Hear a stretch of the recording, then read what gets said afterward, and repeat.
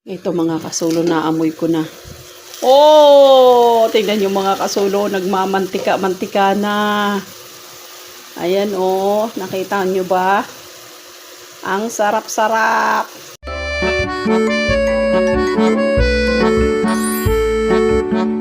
Magandang hapon mga kasulo.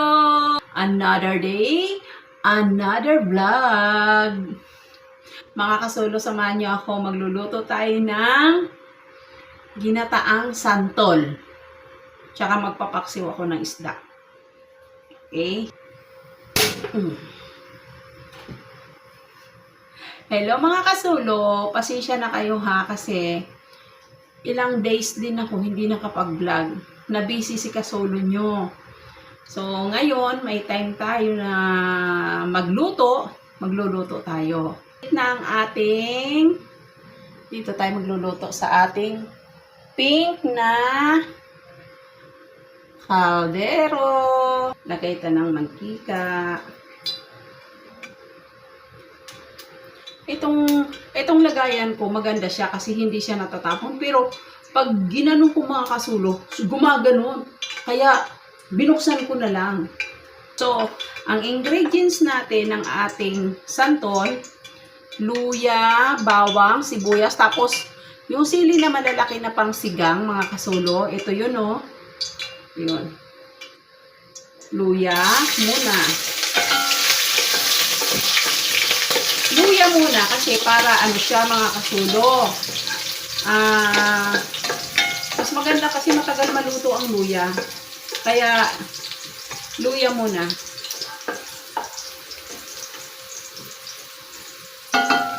Sunod, sibuyas. Ang ating ginigisa ngayon. Paguli natin yung bawang kasi mabilis siyang masunog. Kanya-kanya tayong version. Yung iba naman, inuuna bawang, siyempre, no? Diba? Yun ang nakagisnan eh. So, mabilis kasi masunog sa tingin ko ha. Mabilis masunog yung sibuyas. Ay, sorry, yung bawang. Kaya, ang ginagawa ko, ganyan. Natin siya ng bagoong mga kasulo. Yan siya mga kasulo, bagoong ang nilagay natin. Bagoong. Inigisa muna natin. Kasi syempre ano. Ayan, pinakita ko sa inyo mga kasulo ha. Sunod, yung ating santol. Santol mga kasulo ha. Alam niyo mga kasulo, season kasi ngayon ng santol. Maraming santol kahit saan-saan. Tumutubo lang diba yung santol kahit saan? Oh. Kahit nga dito sa likod namin eh, diba? Maraming santol. So, ayan. Lalagyan siya natin ngayon mga kasulo ng yung pangalawang gata. Ayan. Yung gata ko mga kasulo, kaya ano, malamig kasi galing sa freezer. Kasi kanina ko pa yan mga kasulo binili umaga. So nilagay ko muna sa freezer. Alam mo na tong ulam natin, hapunan. Kaya takpan muna natin mga kasulo. Takpan muna natin. Yan. Habang hinihintay natin, hinaan natin ng konti yung apoy. Yun. So, hintay natin mga kasulo. Ayan mga kasulo, buksan na natin. Ilagay natin yung hipon bago natin lagyan ng kakanggata. Hipon, bagoong, inano ko yan sa bagoong, tapos lalagyan din natin ng hipon mga kasulo. Para masarap ang ating ayan. Pero kung ilang piraso lang yan mga kasulo. Yung hipon natin. Ayan. Ayan. Takpan ulit natin. Ayan mga kasulo. Ito yung isda na ating papaksiwin mga kasulo. Siyempre dito na naman natin papaksiwin sa ating paboritong kaldero. Yan yung mga isda, mga kasulo, na papaksiwin ko. Kasi sariwa siya, di ba? Hindi ko alam kung anong tawag dito eh. Sa isdang ito. Pero alam ko masarap siya. Maliliit lang siya, mga kasulo. Pero kasama namin dyan yung aming pusa. Yan. Simple lang yan, mga kasulo. Yung aking paksiw na yan. Yan. Siyempre, lalagyan natin siya ng luya. Luya, mga kasulo. Siyempre, para matanggal ang Ako, mga kasulo, sa paksiw, ayaw ko nang may yung binabalatan yung bawang. Kasama yung bawang. Kasama yung balat sa bawang. Ayan. Siyempre, lalagyan natin ng konting sili na hiniwa. Yan din yung ilalagay natin doon sa natin, mga kasulo. Ayan, sili na pula. Sa ating ginataang santol. So, ito yung ating paksiw. Yan. Siyempre, lalagyan na natin siya ng asin. Gagamit tayo ng kutsara, mga kasulo, kasi iodized salt kasi yan. Madami na ba yun? Dagdagan pa natin ng konti. Tapos, mga kasulo, ang bitchin naman ay hindi masama. Huwag lang damihan. Lagyan din natin ng bitchin para naman may lasa. Huwag lang daw marami. Mga kasulo, ang aking ilalagay na suka ay yung binabad kong suka na tuba.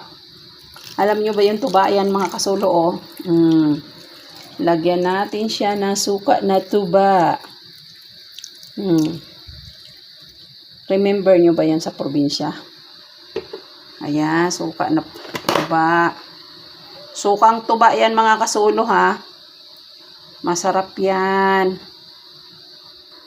Yung laking probinsya, alam nila kung ano yung nilalagay sa pinaksiw. Sa Masbate, ang tawag yan ay inunon. Pinato yung lang yan. Lagyan natin ng kaunting mantika. Kanya yan. Para masarap. Tingnan na natin, mga kasulo. Wow, tuyo na. Ilalagay na natin yung ating haluin nga muna natin. Tuyo na, mga kasulo, oh. Wala na siyang sabaw.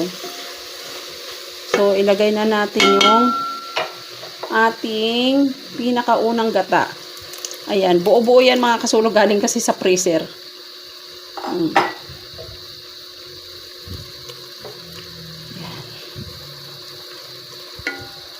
Galing kasi yan sa freezer. So, matutunaw din, dadami yan. Ilagay na natin tong sili natin.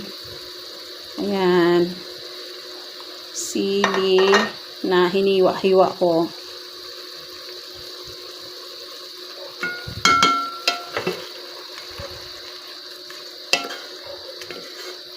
Ano sa tingin nyo, mga kasulo? Masarap ba? First time ko nagluto niyan eh. First time ko nagluto. Kaya pala hindi na ako lutong aking kasi mahinang-mahina yung apoy. Takpan ulit natin, mga kasulo. Ayan, mga kasulo, lagyan natin ng kaunting asin.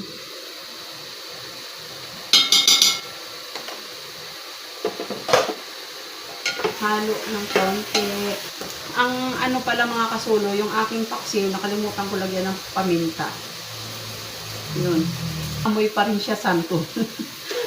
Yung flavor niya, santol pa rin. Sa Bicol kasi, ganun talaga siya. Ito yung tuyo, siya, nagmamantika-mantika.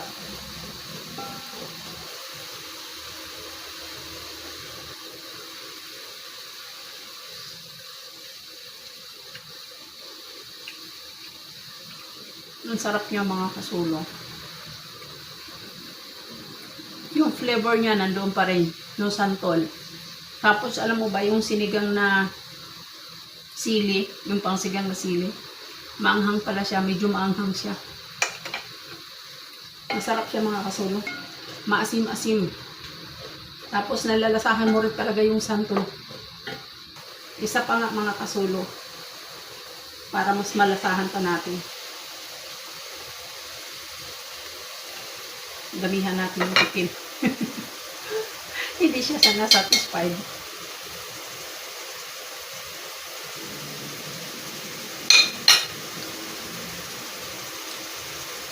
Ay naku mga kasulo, ang sarap. Maanghang lang siya. Ang sarap. Tama lang yung timpla.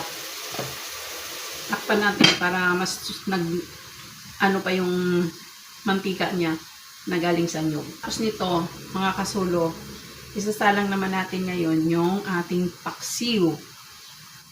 Inununan. Sa Bisaya, inununan. Pala mga kasulo, hindi natin nalagyan ng paminta, lagyan natin. Yung paminta ko mga kasulo, ayan ay, alam mo ba yung nabibili lang sa tindahan na tigpipiso? Piso lang sa tindahan. Ayan, mukhang masarap na to mga kasulo, no? Pag naluto, matimplado na yan. Ito mga kasulo, naamoy ko na. Oh, tingnan nyo mga kasulo, nagmamantika-mantika na. Ayan oh, nakita nyo ba? Ang sarap-sarap. Haluin natin mga kasulo. Oh, sarap, ang bango. Mga kasulo, kung nandito lang kayo, kahit ganito lang yung simpleng-simple yung aking niluto. Napakabango po. Ang sarap niya. Sarap-sarap. Lutong Bicolano po yan. Lutong Bicolano. Makarakan na kita. Dakulo naman yung maluto yan. Salamat mga kasulo. Ito naman mga kasulo, ang sinalang natin, yung ating paksiw. Sandali lang yan. Ayan na mga kasulo. Natuyuan siya mga kasulo. Pero okay lang yan. Yan talaga ang inununan. O, diba? Masarap yan. Luto na. Ayan. Luto na rin yung ating santol.